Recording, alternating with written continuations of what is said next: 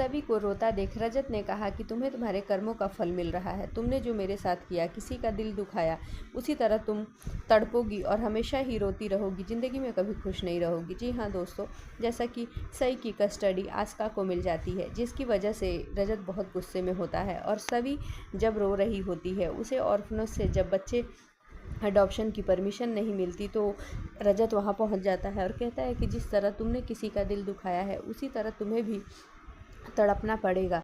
जैसा कि हमें आज के एपिसोड में देखने को मिला कि रजत की माँ रजत के आगे हाथ जोड़ती है और कहती है कि मुझे मेरी सई को वापस ला दे रजत, मैं उसके बिना नहीं जी सकती। मेरी बेटी, मेरी सई ऐसी के पास चली गई है जो उसकी अच्छी माँ कभी नहीं बन सकती। उसने मेरी उतनी फूल सी बच्ची को उतने छोटे 6 महीने की छोड़कर वो चली गई थी, तब उसकी ममता कहाँ थी। रजत, मेरी सई मुझे वापस दिला दे। जिस पर रजत अपनी माँ को कहता है कि माँ, आपका बेटा जो आपसे वादा करता है हमेशा पूरा करता है। मैं आपकी सई को लाकर आपके पास दूंगा।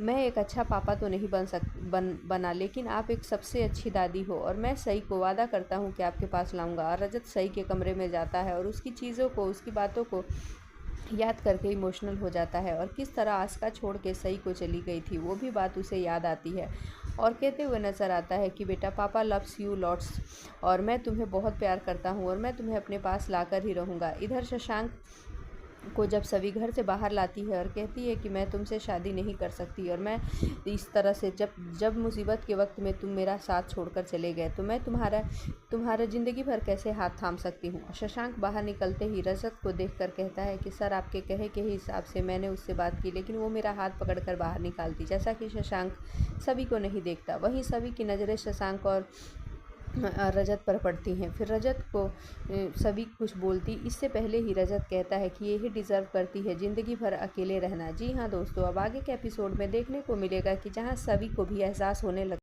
कि सई वहाँ खुश नहीं होगी। जैसा कि सई वहाँ खुश बिल्कुल भी नहीं है। उसकी माँ उसे जंक फूड खाने के लिए दे रही है, जिससे सई साफ शब्दों में मना कर देती है कि वो ये सब नहीं खाती। और वहीं आशिका को कहीं जाना होता है तो नौकरों के हवाले करके सई को चली जाती है। इधर सई बहुत परेशान होती है, अपने पापा और दादी और इवन सभी को मिस कर रही होती है। इधर सई भी टॉफ़ी को खाना खिलाते हुए सई को याद करती है और उसे एहसास होता है कि कहीं ऐसा तो नहीं कि सई वहाँ खुश नहीं है। जिसे ईशा कहती है कि वो अपनी माँ के पास है, सभी वो बहुत खुश होगी, तो उसकी टेंशन ना ले।